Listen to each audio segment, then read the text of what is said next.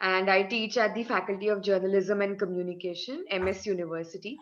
So I thought I will also join Avinash in this interview. That's awesome. So I'm sure we're going to enjoy the conversation. Yes, absolutely. And we happened to read your article on PG Gurus. Okay. That's how, when we were making our interviewee list, we thought we'll put your name because your article was very relevant to what Avinash is researching. Okay. That's cool. Great. So I'll, I will hand it over to Avinash now. He will sure. take it forward. Yes, Sure. ma'am. Hi, ma'am. Hi, how are you? Yes, ma'am. Fine. How are you? Good. I'm quite interested to see exactly what you're doing, the subjects that you are researching. Yes, Um, ma'am. my contribution, whatever I can do, is my. I'm fortunate about it. So thank you so much for reaching out. I appreciate it. Ma'am, actually, as you know, my topic is news framing of Hindus and Hinduism in alternative news media portals. And it's just an exploratory study as like we cannot see more study around this topic. And my purpose of the study is to find few dominant frames of the which are used in this alternative news media portals in India. And another objective is to see why these news frames are used and why are they dominant in this news media portals. And like the procedure I'm using in this research is, first I will analyze news articles of two selected news media portals, that is, one is the Wire and another is the Quint. Like another is interviewing the media research scholars and academicians. And the intent of this research is to contribute in a less explored topic and explored media discrimination towards Hindu community. Ma'am, before beginning the interview, I wanted a permission to record this interview video or audio, if you permit. Of course, I would request you to share the recording with us. absolutely, absolutely. We'll just audio record it. Content of the message is important enough for broader audience to hear. I think then in that case, I think we should be able to share it. So I'll be happy to share with you. Thank you. Yes, Thank you so much. thank you, ma'am. Ma'am, should I begin? Of course. Yes, ma'am. Ma'am, what does being a Hindu signifies to you, and what is your opinion about Hinduism, Hindutva, and the popular discourse around it? All right. So being Hindu has a quite a negative connotation. Hinduism to me is a platform for finding yourself, finding truth. You are not bounded by any sort of specific regiment and rituals. For example, if you are born Hindu and if you don't go to a temple, or if you don't wake up at 4 o'clock and do certain kind of rituals, people are not going to tell you are not a Hindu, right? So our process is so diverse. So somebody wakes up at 4 o'clock, somebody actually wakes up at 6 o'clock, and somebody does 4 times the puja, somebody does 1 time, and somebody doesn't do even anything. So we find what works for us personally, individually. So Hinduism is very individualistic. What works for you, you follow. If certain process, certain rituals doesn't work for you, you question. You have the authority to question as to why, what does it all mean. But some other religions doesn't have that kind of discourse, debates, and question answer sessions. It's like, they give you certain kind of process to follow. You have to follow to be quote unquote described as religious. We don't have that kind of context. I'm a free person, which is what I think Hinduism tells you. And you create your own life based on whatever your karma was, whatever your prarabdha is. So nobody can actually bind you in a cage or jail, right? So to me, Hinduism is expansive. Hinduism is extremely beautiful, religious, culturally advanced. society. So I think one of the reason why it is demeaned, why it has a negative connotation, is because it is so expansive, it is so beautiful, so it is attractive to people who are free and freedom oriented and are searching for truth, whatever that their truth is. Your truth might not be my truth, but it does allow you to search and that path and be happy for yourself, not for anybody else. Why Hinduism is important for me? Because I'm a soul, and I'm a free soul, I'm an independent soul, I have the right to decide what's right for me. And from that context itself, I think Hinduism is right for me, personally speaking. The second question was, I believe you asked why Hinduism has a negative connotation, correct? Yes. So I kind of answered as to why Hinduism has a negative connotation. I think it is quite rich, and our heritage, our architecture, our medicine, our inventions, our discoveries kind of tells you where we come from. So even in a normal case, somebody says focus, right? What does even focus means? We used to have 3 hours examination when I was a kid. I don't know what's the situation now, but if you look at 3 hours when you are eighth grade, seventh grade, sixth grade, you're literally talking about 12, 13, 14 years of kids. Uh, Sitting there in a classroom, and one piece of a paper and a pencil and a pen, writing an examination for 3 hours. Today's modern 12, 13, 14-year old kid, can they sit for 3 hours? Can they write an examination for 3 hours like that? No.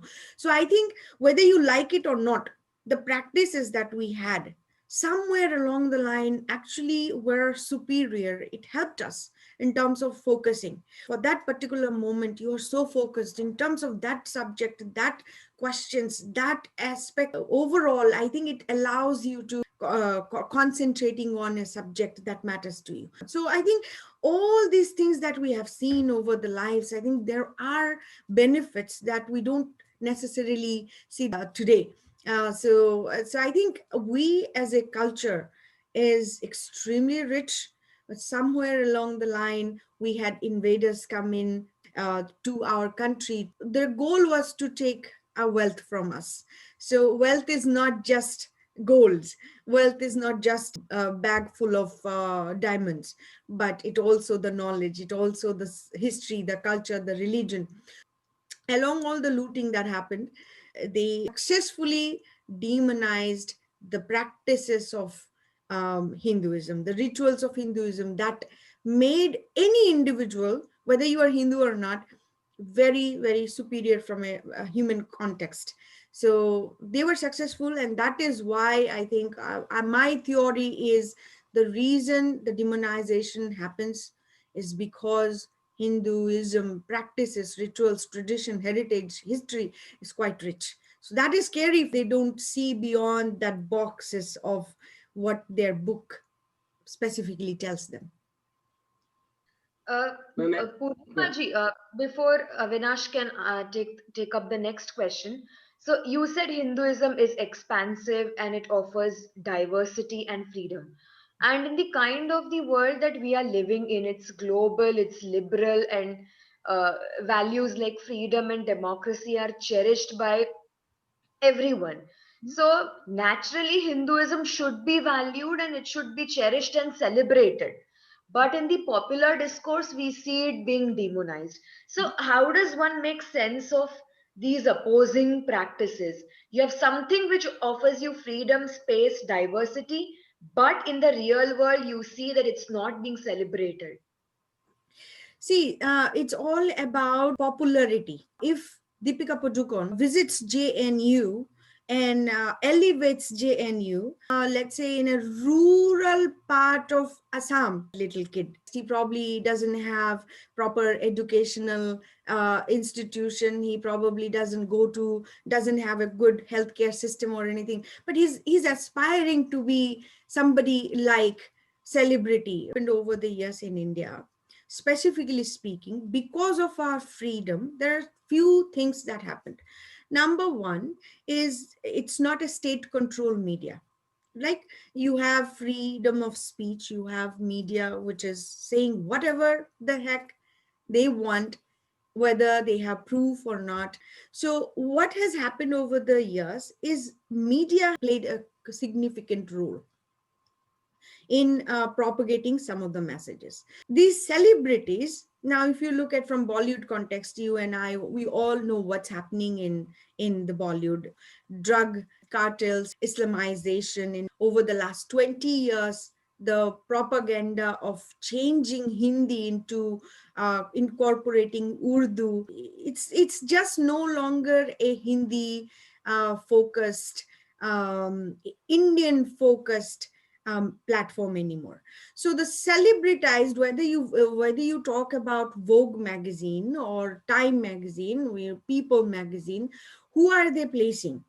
They are placing billionaires, they're placing celebrities, they're placing corporate giants. And when you look at India as a whole, we have 68 to 70% poverty.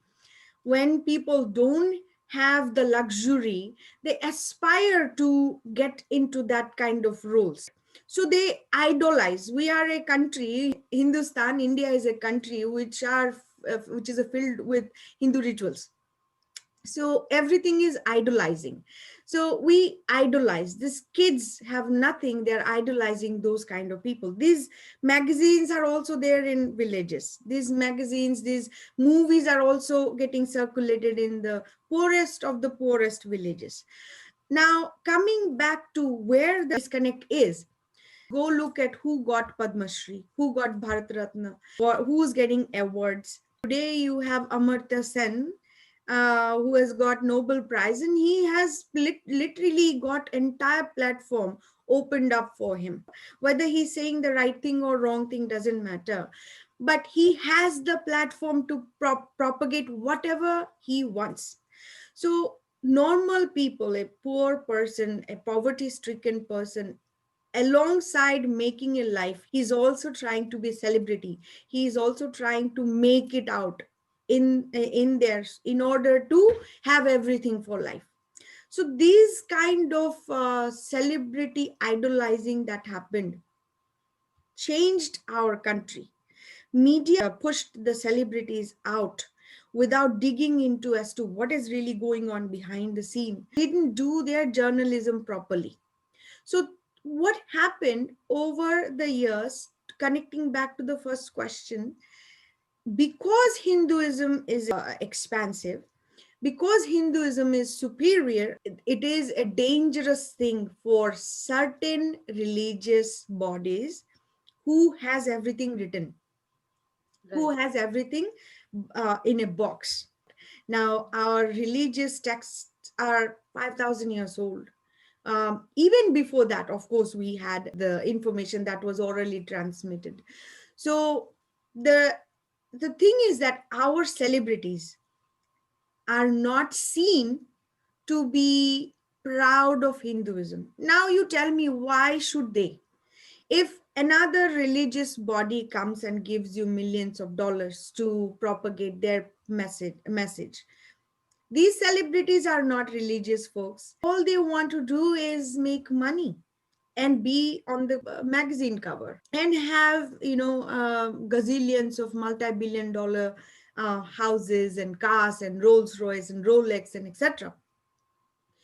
So you are putting somebody who has made making money is the goal of life, and be a magazine cover is the goal of life, and they are being paid, they are being pushed and placed in the media through that channel of money. Right. So why should a Hindu person be proud? Even if they are proud, they are not able to say it. Great. So, Yes. so there is a disconnect in our society in terms of what Hinduism is. We are Hindu, we are born Hindu. It's okay. Nobody's going to take it away from us. However, as a Hindu, we are not being taught to protect our dharma. In a Christian household, or a Muslim household, you will see a constant dialogue, constant conversation. It's not a conversation necessarily, it's a constant reminder of how to be a good Christian, how to be a good Muslim. Tell me, I assume you all are Hindu. Have you heard that kind of conversation in our own household? No. No. What actually we heard in our household is Sarva Dharma Saman. No, we are the fool at this point, because the other side of the coin doesn't think like us. So we can't just think, okay, everybody is same. No, everybody is not same. You have to understand what's going on the other side. The other side is trying to demonize you. The problem is not Hinduism at all. The problem is the other side.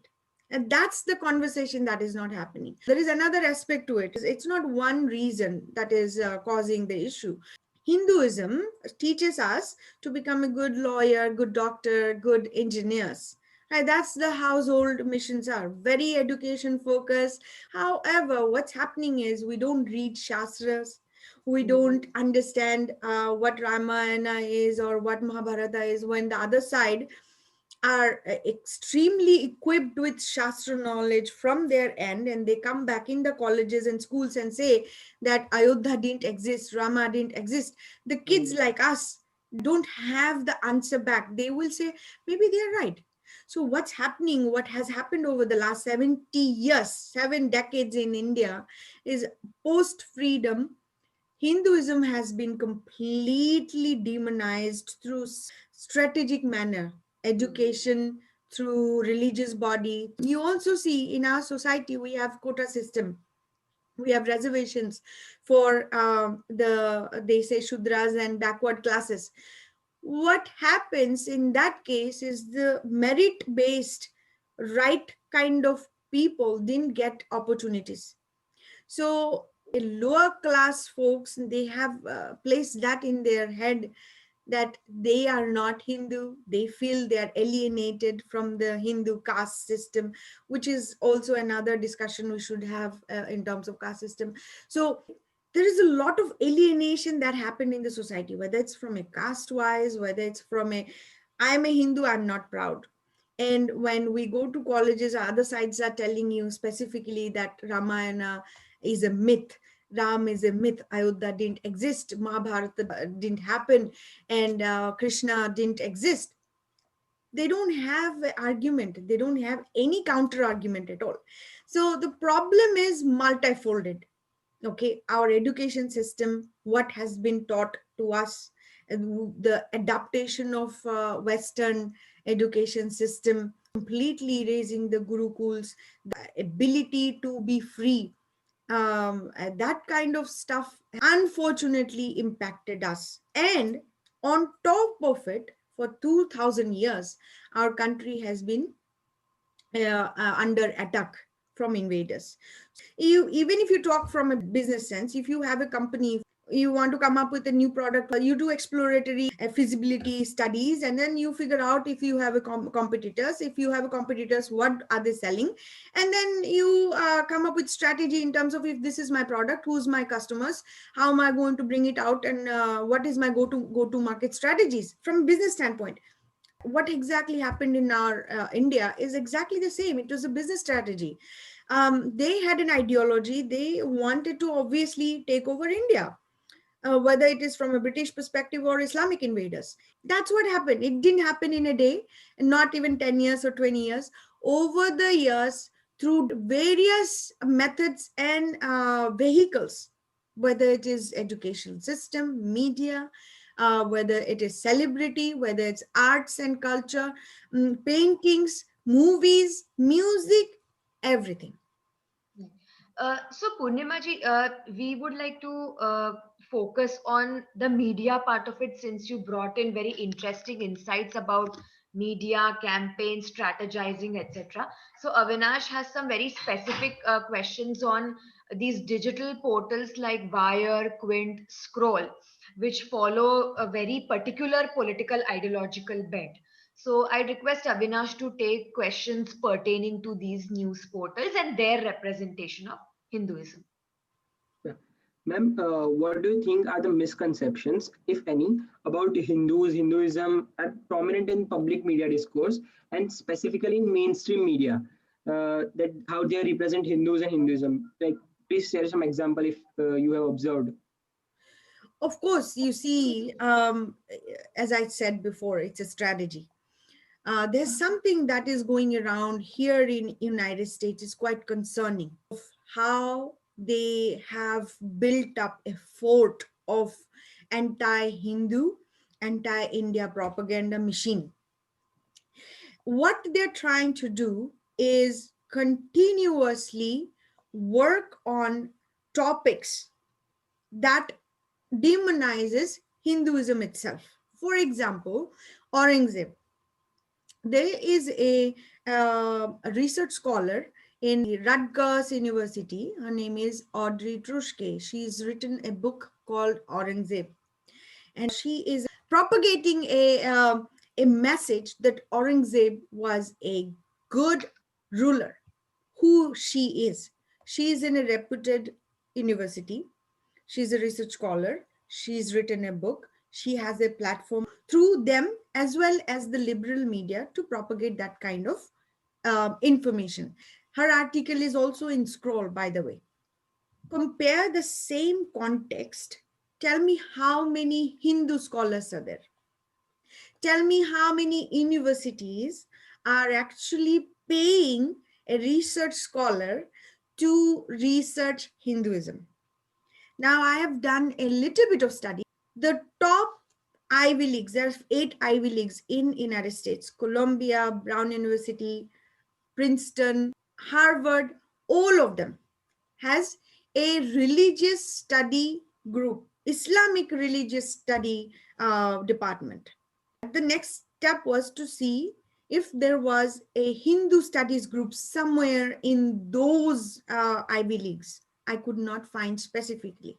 So, of course, Hindu University of America, I suppose it is called AHUA.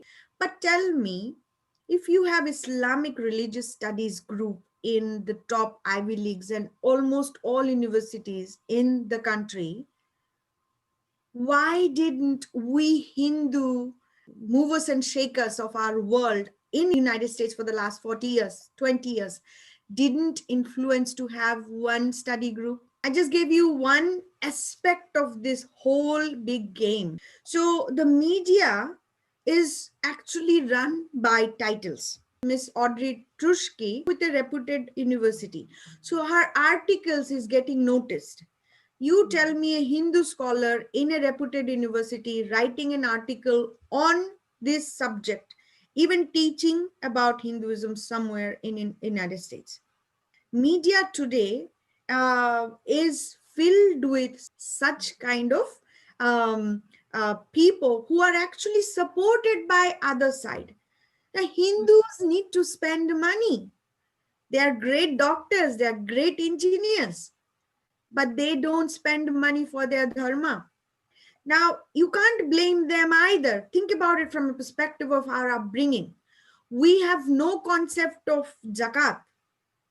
Muslims are brought with this kind of thought process. They know when they go to work, they earn, they have to give 2% to the mosque. So lot of peer pressure is there, lot of societal pressure is there. Also, they have a system they have implemented that allows them to give directly to XYZ mosques. Where that money is going from the mosque, we have no clue. Right? From an Indian context, mosques are not under government control. So we don't know what's going on. Hindu temples are under government control. Every 1 rupee you give them, 80 paisa is going to the government. The 1 rupee the poor person somehow collected and made sure he kept it for God. What really happened? And then when that 80 paisa went to government, out of 80 paisa, 60 paisa went to the zakat community. I'm okay to start with media, but there are fundamentally societal issues that's happening today. Today, why Amartya Sen is being propagated, his message is carrying weight because he has a Nobel Prize. If he has a Nobel Prize, then he will be given Padma Shri award. What is the value of Padma Shri award? Padma Shri is from our country, isn't it? Bharat Ratna is from our country, isn't it? So what is the value? Just because somebody has gotten Western award, then you give an Indian award? What is the fundamental value of Indianism at all? So today there is no value. We have westernized ourselves. We have demonized Hinduism so effectively, so successfully, that there is nobody to take up that subject anymore. It's about the awards that come, the validity that comes. So just a couple of days ago, I have noticed a video come across where Audrey Truschke literally has dismissed Francois Gautier's evidences that he has Aurangzeb did. But she has the audacity and ability to do it, saying that his evidences are not verified. Now let's track it back. Who is supposed to verify? Who are the verifiable body? Who is sitting in there? Why this information is not getting verified? Why Indian government is not pushing in there? So we have systematic issues in our country which caused a tremendous amount of negative connotation on Hinduism. If you look at BBC, if you look at Telegraph, if you look at CNN, Washington Post, they are situated in India. They are all foreign companies, foreign media companies situated in India. But pull out some information about India. Everything on Hindus, everything on India is negative. So tell me, I have a house. You want to come to my house. I will welcome you. I'll make tea for you. I'll give you water. I'll offer you warm food, homemade cooked food. What you do is suddenly you start living in the house and I can't even get rid of you. You are a guest. You are a guest. You came here. Guests are not supposed to stay there forever.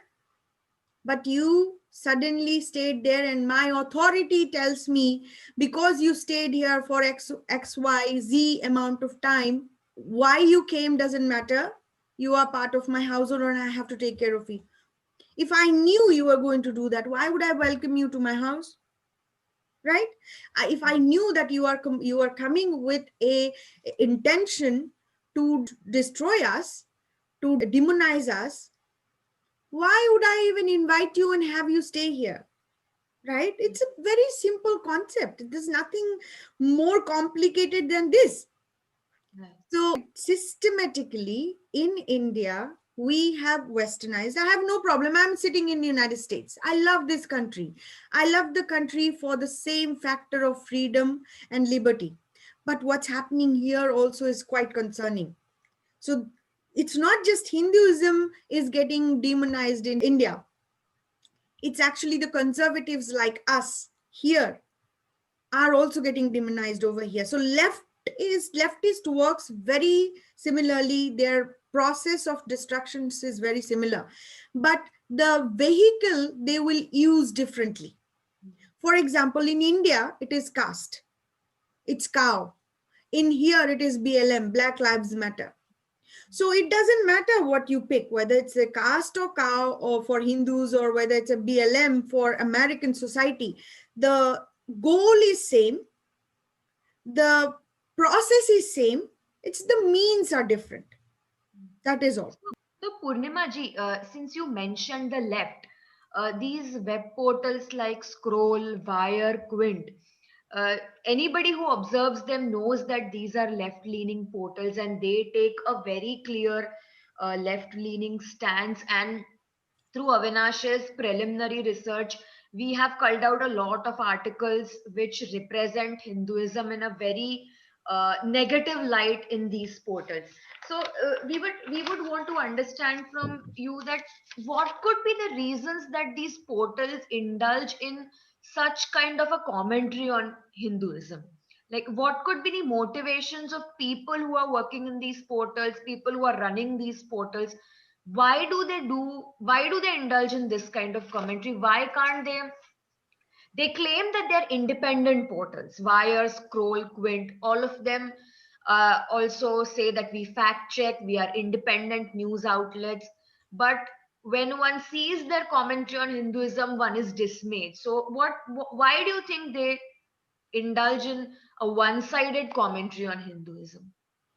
So in order to answer this, I have theories in terms of case by case basis. So you take an article, you look at that particular article's author and research that particular author and find out exactly who he is or she is.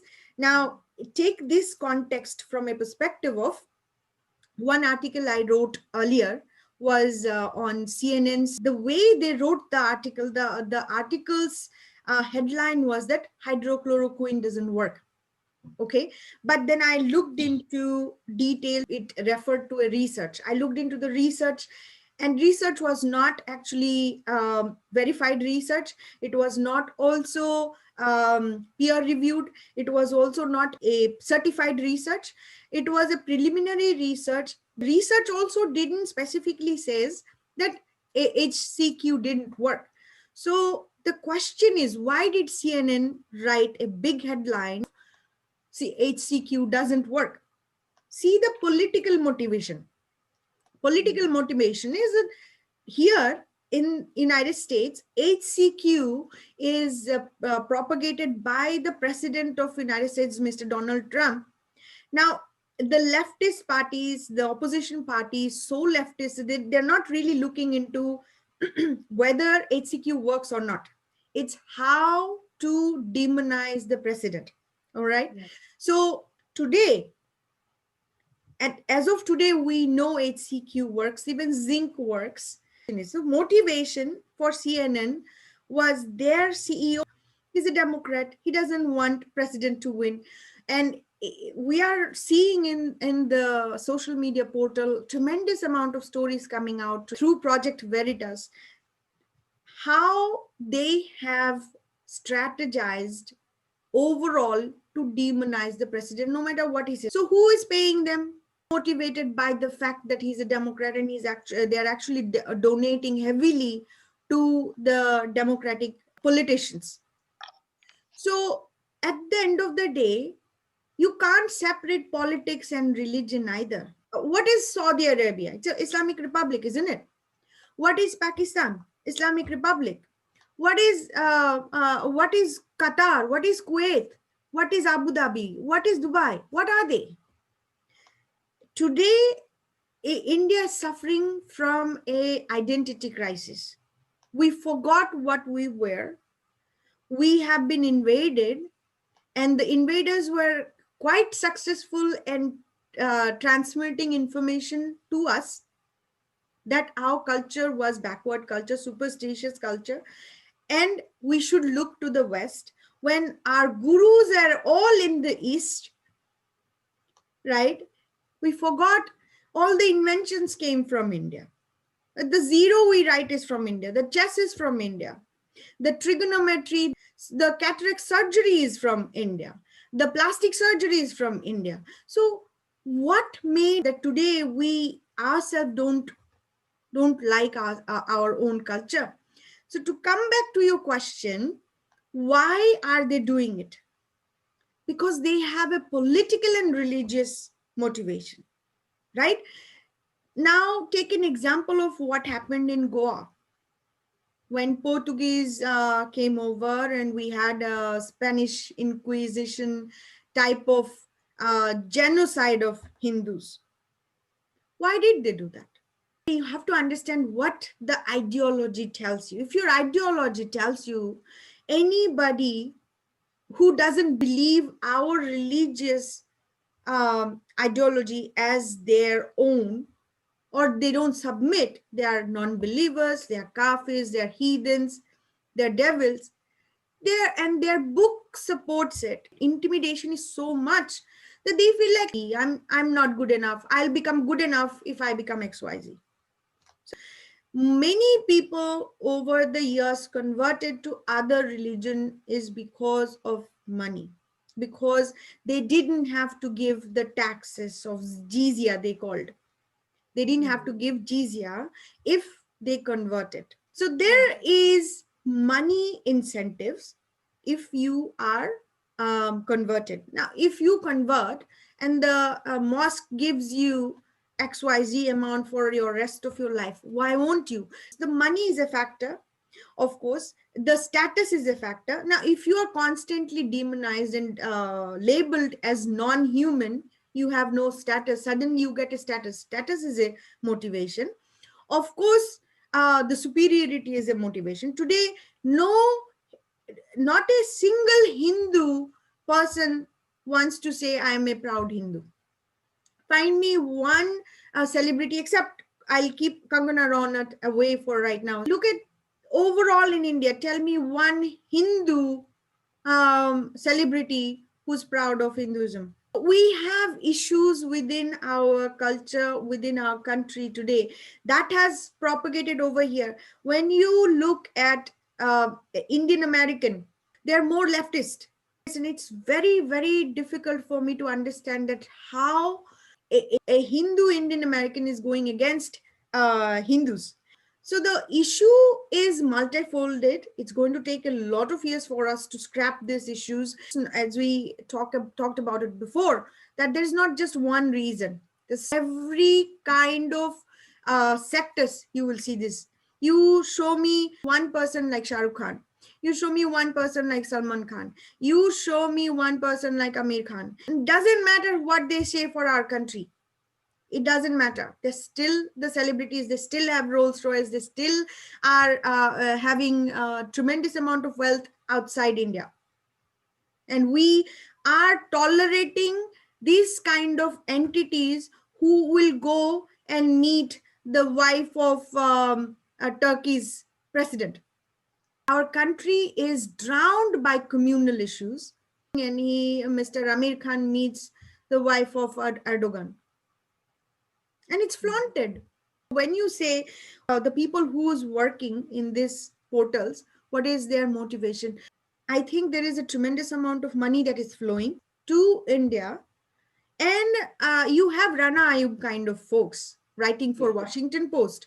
That article is not just bound to India. So what do you think the entire world is getting? How come these kind of messages are allowed in India against Hinduism when this was a Hindu land? Why is it even getting tolerated? Why would I tolerate when somebody is going to come constantly demonize me in my own house? Forget about somebody else. Why would I allow somebody else coming saying, I don't like this? Who are you? So I think it's not just media. We have the players in the political arena. We have religious leaders who are not really working together to save our country. It has gone too far right now. I am looking at all the news that is coming, sitting in America, and it is quite concerning what I see. As I told you, the news that comes over there is not just bound to India. I can see it here too. So the image somebody else is getting, who's not a Hindu, not an Indian, not a Hindu Indian American, is quite concerning. And I know this is not true, what is written in there. So what is your government going to do? What is your media house is going to do? In response to this crawlware quint, we do have Swaraj magazine, we have organizers, we have Op India. At this point today, money plays a big role. I think it's very important to understand all these outlets are paid by anti-Hindu, anti-India agenda. They have an agenda. So today, even the Hindu, unfortunately, even the outlet, the Hindu is anti-Hindu. Hindustan Times is anti-Hindu. India Today is anti-Hindu. NDTV has been anti-Hindu for decades. So they're all working together. They're working together for one agenda, anti-Hindu, anti-India agenda. Now, if people like doctors and engineers, lawyers, who doesn't have time to read and research and dig deep into what is going on, you will just pick up a newspaper, read the headline, and just scroll through. That's how you are, you're making your impression.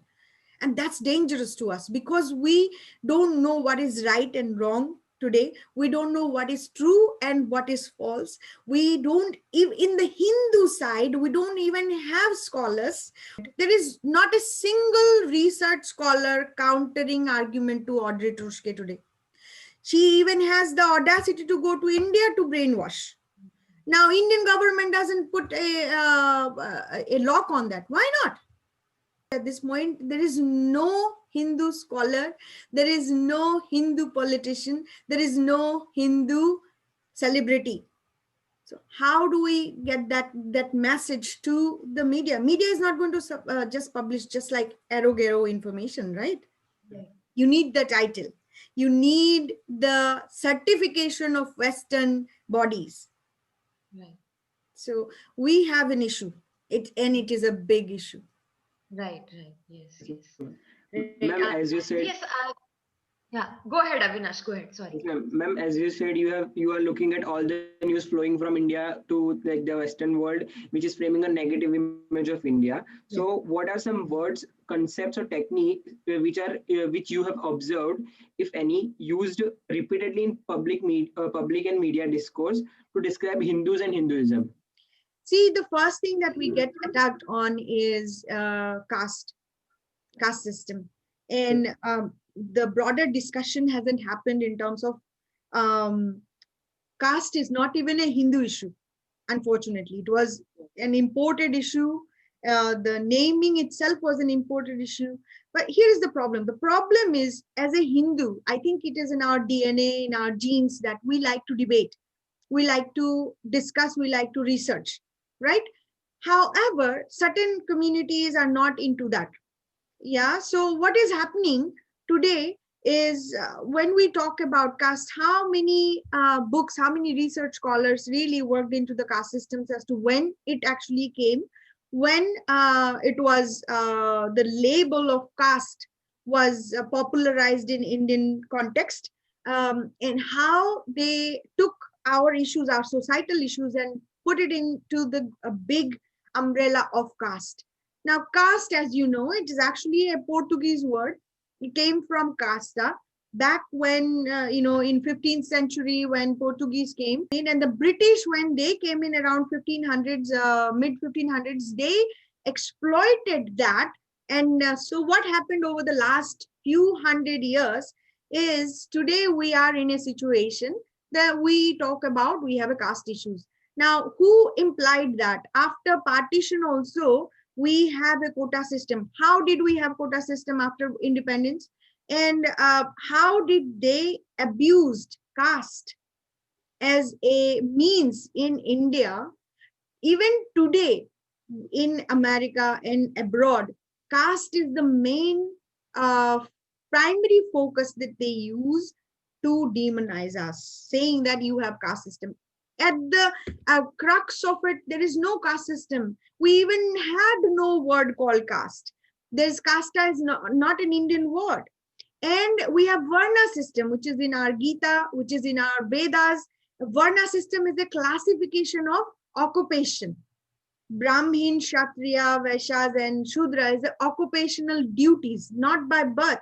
If I am a researcher, if I am a tolerant person, if I am a religious person, I wake up at 4 o'clock and do Surya Puja and etc. I'm a Brahmin because it's my nature. But if I'm a warrior, I'm a protector of folks who are not able to protect. I'm a Kshatriya.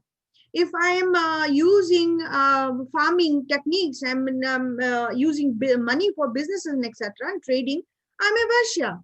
If I'm service oriented, I have a big CEO on top of me, and whatever he says I do, I'm a Shudra. Today, everybody is Shudra. Everybody is taking money for whatever they're doing. So how can in our Shastra, nowhere it says that a person becomes a Brahmin by birth. Nowhere it says that.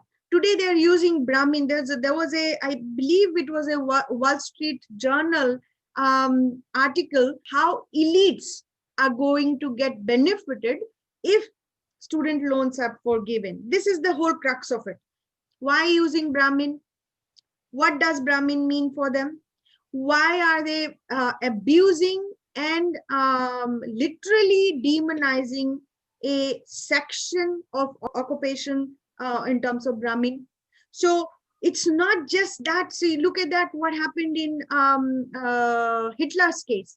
They used a swastika. Today, swastika has been demonized. You can't put a swastika. They're going to think you are Nazis. Right. It's a Hakin Cruz versus swastika, which has been there with us for millions of years. It's a symbol of holiness for us. And in a fraction of a second, it has been maligned. So caste is something that is being used to demonize Hindus. And unfortunately, Dalits, there are many Dalit groups over here who is demonizing Hindus. There are two cases that is going on with against Cisco and HCL here. They have utilized the caste issues. They're saying that the caste system, we Hindus have brought the caste system over here. When we see Indians over here, we don't even know what caste they are from. We don't ask that kind of question to them. We don't go to their house to ask them whether they're Brahmin or Kshatriya. They're mostly IT. I'm an engineer. I was in IT sector. So we had a lot of IT friends. So whether they're Brahmin, Kshatriya, Vaishya, Shudra, who cares? We never ask these questions. However, this is something that has come in the mainstream. Whether it's a black or white person, they totally understand that Hinduism has a caste system issue. The way they are aligning this to Black Lives Matter over here, the Dalit groups are all with the Black Lives Matter. So unfortunately, this has gone global. We have been maligned. The few words that is used is caste and cow urine drinker, but they are not seeing the research that is going with the cow urine in terms of Ayurveda, in terms of cancer treating medicines in ancient time.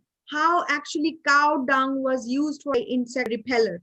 How cow dungs were used for bonfires. Cow itself is the holy mother that we define.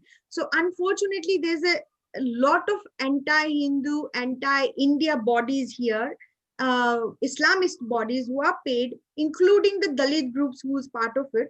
And there's a lot of NGOs, non-profit organizations here in United States are working cohesively to propagate those messages. Now, I talked to you about Washington Post and New York Times and etc., who you have Rana Ayubs from India writing. But we have tremendous amount of writers who are Americans over here who's also propagating these kind of messages and taking it and placing it in the local newspaper as well.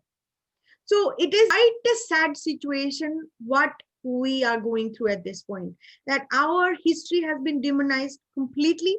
And today we have no scholars.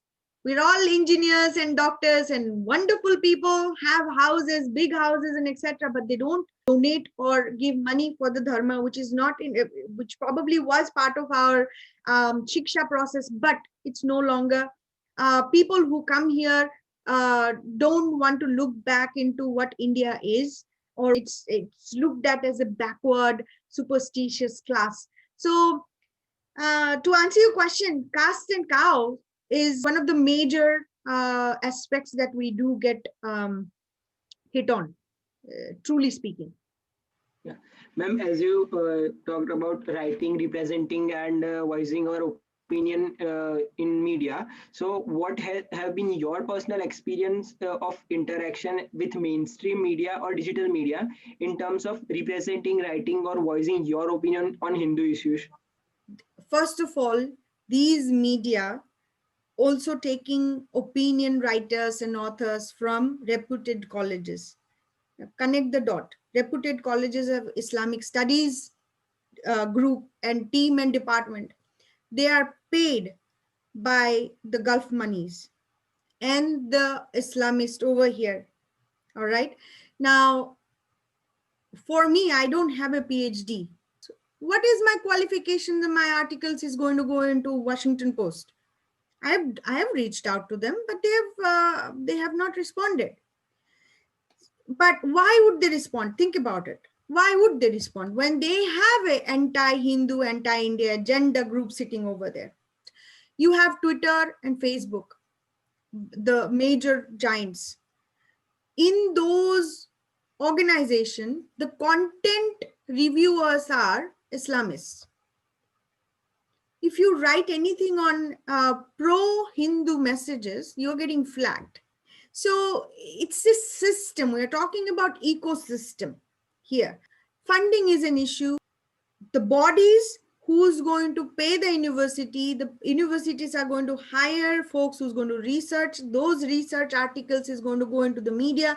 Today, Audrey Truschke is able to dismiss the Aurangzeb's information from Francois Gautier because she says it is unverified. There is a systematic issue over here. The problem is, tell me the media sources as big as Washington Post, New York Times, who's going to publish something which is worthwhile for the entire world when they are themselves funded by anti-Hindu, anti-India agenda. So to me, I have a solution. My solution is very simple. You can't at this point change them. Start new media channels like we have Op India and Swaraja. Every one media channel that in right wing has, the Hindus has, these left wing has 10 media channel. If you have two channels I talked about, Op India and Swaraja magazine, but they have Scroll, Quint, Print, and they have Washington Post, New York Times, Telegraph, BBC. So can you really match them? Why not? You say India has 80% of Hindus, 14% of Muslim. If the left wing can have 10 times more media channels, effective media channels and international media channels than you, what are 80% Hindu Indians are doing? So it all comes back down to the ecosystem. Our ecosystem is not built. How come 80% Hindus are so scared to talk back? How come if you are a number wise, you are the majority? Why do you have no say? Why are we tolerating the other side to dominate us under the umbrella of minority, which is not a minority? Every time we want to say something that we are the one who get cut off, our heads are getting chopped off from our body. Why? So answer is not with them, answer is with us. You say you are majority, so work as a majority. I want to see the number game. How can they have 10 times more than us than when you are a majority? I should not be saying you this sitting in America as a Hindu Indian American. I'm not even a 2% over here. From a number perspective, we don't have the number.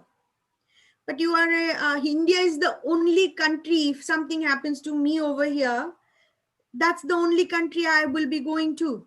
That's where my family is. That's where I was born into. So are you in a position to accept me?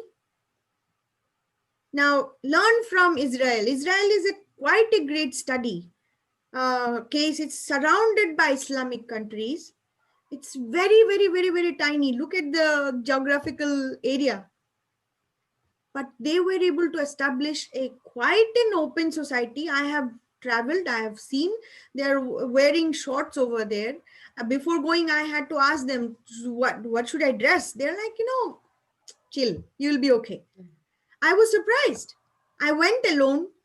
10 days I came back. I had no problems. I had one incident. Learn from our mistakes. We have made a tremendous amount of mistakes over the last 1,000 years. I think media is a key player. If you have 80% people over there, man loke you have out of 80%, 80% are poor. We are poor because we are not getting the reservations that we are supposed to. A lot of meritocracy is getting failed. I get it. Fine.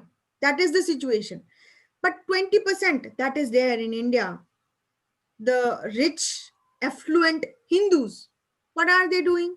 If 14% Muslims from outside dollars can make sure you have 10 times more media channels, where my Hindu brothers, sisters are.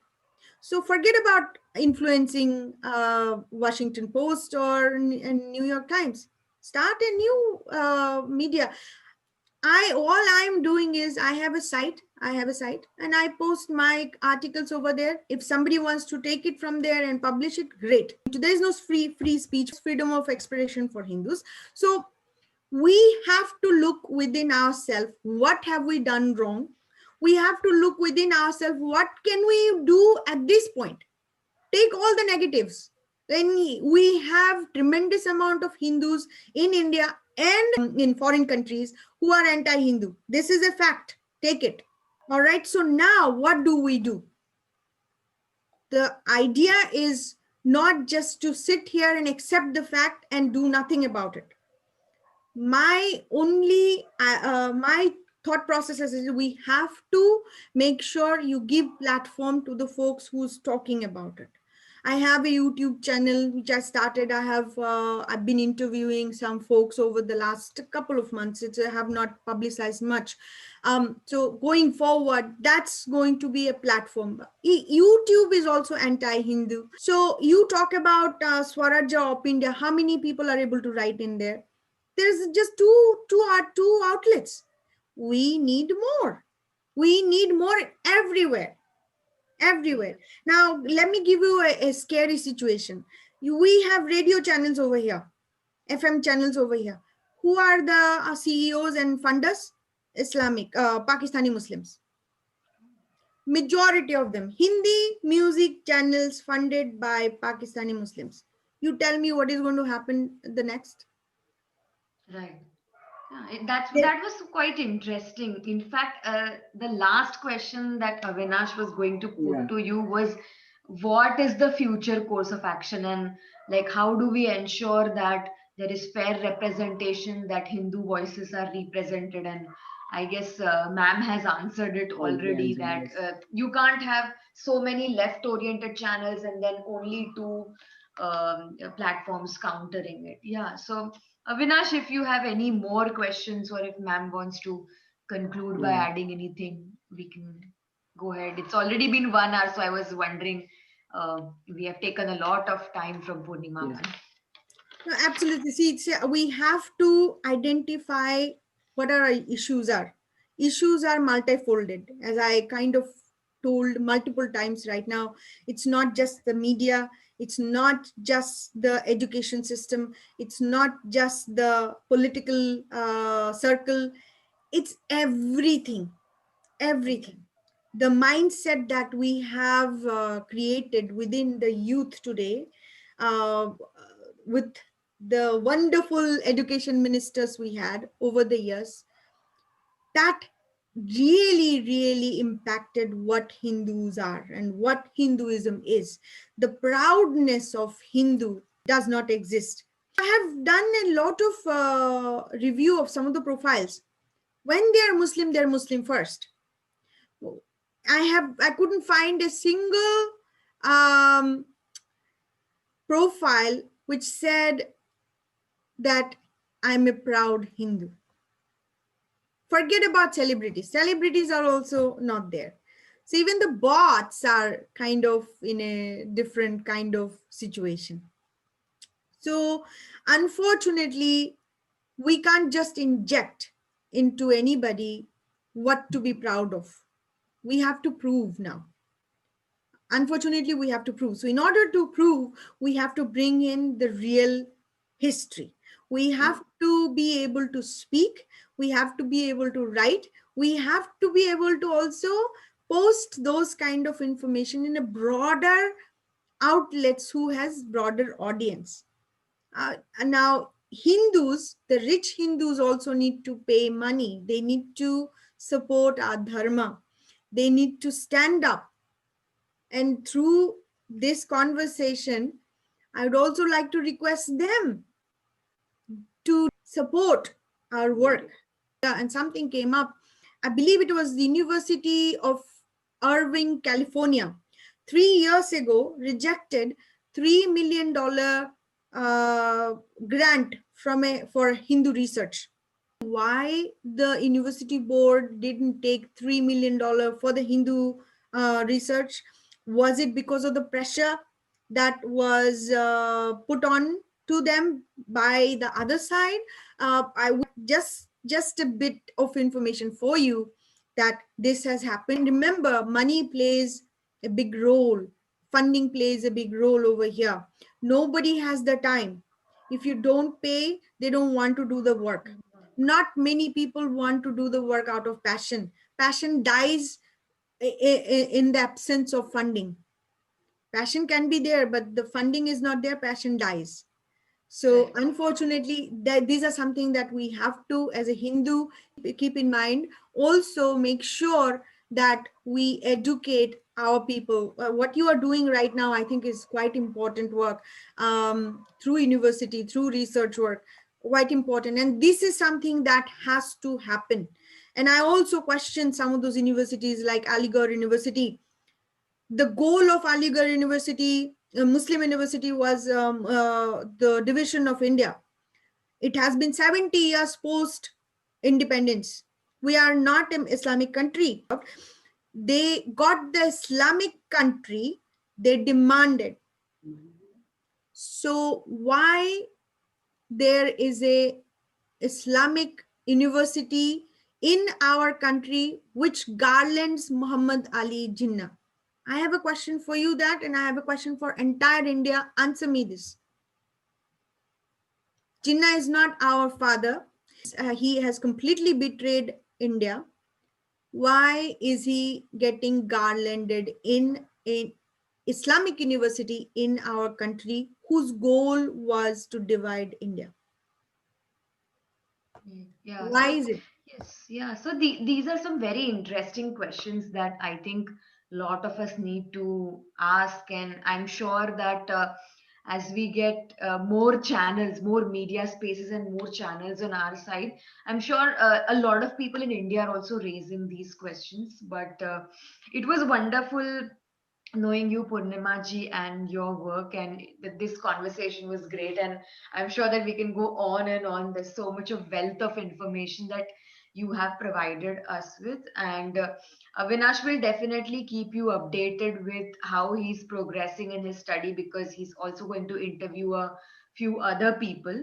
So he'll stay connected. And since you have mentioned your website, and please share the details of your YouTube channel. So if we can go through the same, that will be very useful. Avinash, you want to thank ma'am for her Yes, time? ma'am. Yes, ma'am. I would like to thank you, and it was a pleasure and honor to have a discussion with you. Such a fruitful discussion with you. Thank you, Thank you ma'am. so much. Thank you so much Yeah, for reaching out. And I had a great conversation too. I'm quite proud that you guys are doing something good. And hopefully we can take this conversation out to the broader audience. And then I'm sure. pretty sure once I upload it with in YouTube, I'll be able to share that with you as well.